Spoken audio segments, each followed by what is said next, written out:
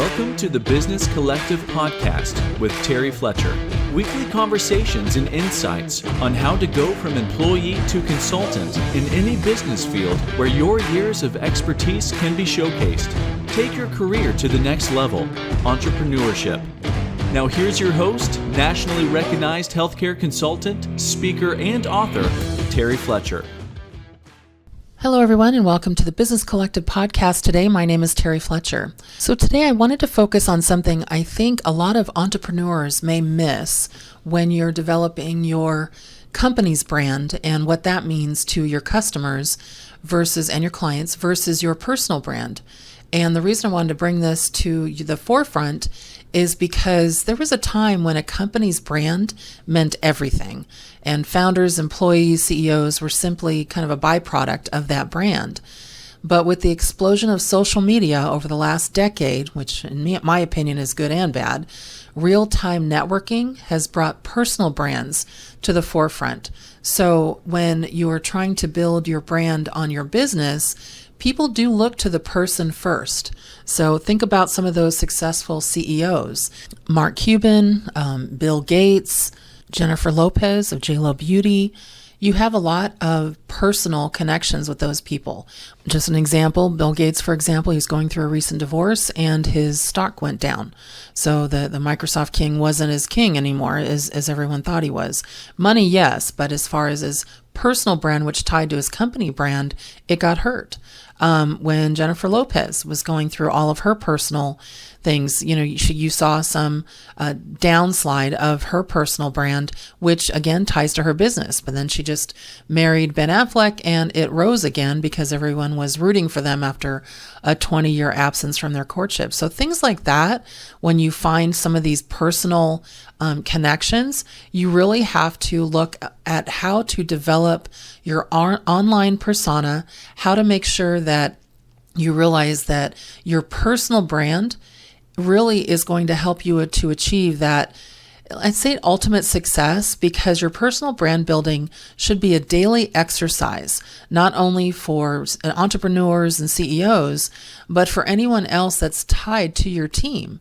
So my experience has taught me the power of personal brand growth, and it's carried over to the company I founded as well. So I have a couple of companies, but when people Google or search them or try to find them, it always comes back to, my name, as far as it's not just Terry Fletcher Consulting or the branch thereof, they're looking for the person as well. And that's a really big deal, especially when you're trying to build a business and you're also trying to build a personal persona, let's say, and a brand, and you want to be able to influence others as well. So within your business, but also to build theirs. And that's really what my brand does, or at least what I try to make it do, is also help to build businesses and build others up so that they can reflect on their persona and their brands and try to be that, I don't want to call it a business module, but just basically that entrepreneurial spirit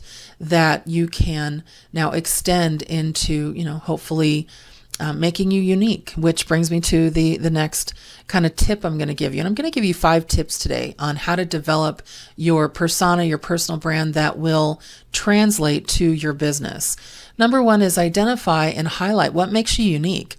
All entrepreneurs have something that makes them truly unique, whether it's a story of hardship and upbringing or the ability to remain positive in any situation. What makes you unique, and identify those top factors. Highlight them any chance you get to make your personal brand stand out without bragging. I don't like bragging, and nobody likes that. And so, you'd also don't want to, when you're comparing yourself, let's say, to another similar business, you don't want to do that at the detriment of the other business. So you want to make sure your comparables are more about the dedication it takes to build your business and to have continuity with your clients, just like another company or whatever that maybe was something a place where you mirrored after, and you wanted to be similar to that company because you saw their success. So, it actually takes a lot of dedication to be successful in business. And so if you find that mentor or that that business that you want to mirror yourself after, then that's kind of where you start. And so highlight what makes you unique and different. Next is educate others. I'm a service related business. So, I think of thought leaders like, let's say, Tony Robbins in personal development, maybe Jim Cramer in investing, and their personal brands are giant within their respective industries. And much of their success is attributed to how well they educate others. Both have written books and educate through their social media presence, and it helps to build personal connections. So what I do as well is I'm also an educator in the space of healthcare, coding, billing, reimbursement, compliance, etc. I'm also an auditor, but I'm also a podcaster, as you know, obviously listening to this, and I try to expand my reach there. But educating others and doing it at the basic level, so you are approachable, can build an emotional connection that helps strengthen your authority in your space, which naturally can build your brand. So you don't have to write a bestseller either, even though I also have books and there are ebooks that you can purchase online, and I've written books for other entities. But try, speaking at conferences, even if they're virtual, but try to get on that kind of bandwagon there. Write for third-party publications. That's worked really well for me. Different coding alerts, for example, different industry publications, my own blog and articles on my website, societies that I belong to and contribute, and some of the different, podcast platforms who also have websites and want an article based on the segment that you do. This really not only helps to educate and build a connection, but also can make you that subject matter expert, because articles and any kind of writing that you do, you have to use authoritative references. And so it builds trust, which again builds your brand, which then extends to your business. And then model others with powerful personal brands. So this will help you save time in brand building exercises. Find out what has worked for other maybe influencers, and maybe implement those strategies into your own process. And that's what I was meaning before when I said in the first step was, find a company that you want to kind of mirror yourself after. I learned a lot from giants like Richard Branson, where he was one of the boldest moves he ever made was he bought an airline under the Virgin brand, which was rooted in music. And during this deal, there was a lot of adversity, but he pushed forward, and Virgin Atlantic became a huge success for him. And so he was able to rally his also employees that he had through a lot of energetic ways and create enthusiasm as well. But you also have to be devoted to your brand and making sure that you are, because for one thing, Jessica Alba has something called the Honest Company, and it does, and she focuses it on her baby food and things like that, but also coffee and also the Black Rifle Company. They're focused on coffee, but they are focused on veterans as well. And I looked at these two models, and that's kind of how I look at my business.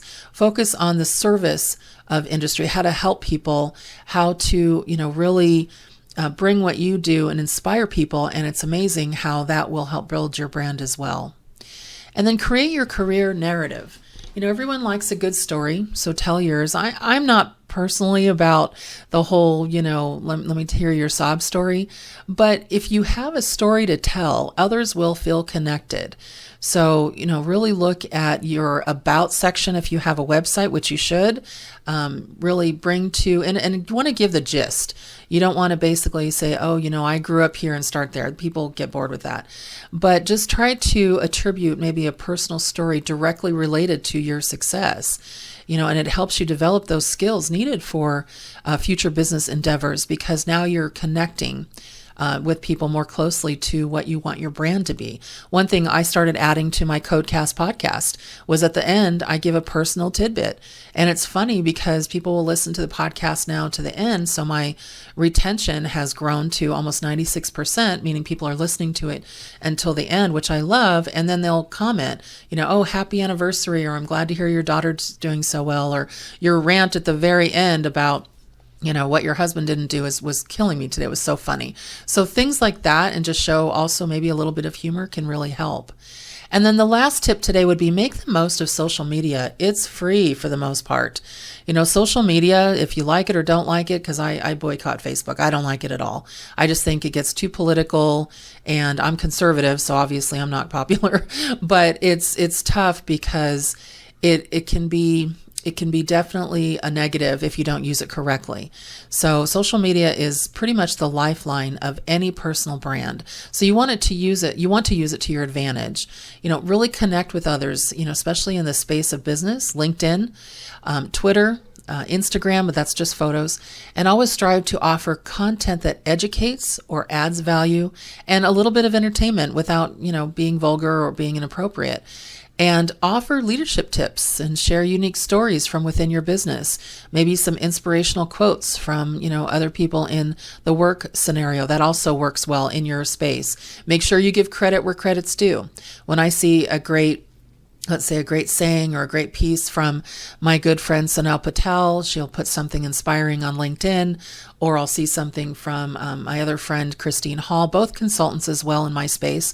I always want to give them credit if I repost it. And that also builds, camaraderie amongst your peers as well. But personal branding doesn't happen overnight. It can take years. I'm now in my 33rd year in the industry, but it's well worth the efforts for you and your business, because the more personal brand exposure you get, the more brand exposure your business will get. So act wisely. Well, that's it for me today. I hope everyone has a great rest of your week, and thank you for listening to the Business Collective podcast. Thank you for listening to the Business Collective podcast. Drop us a rating and review on Apple Podcasts, Stitcher, Spotify, or wherever you listen to podcasts. Check out our website and blog at www.business-collective.com.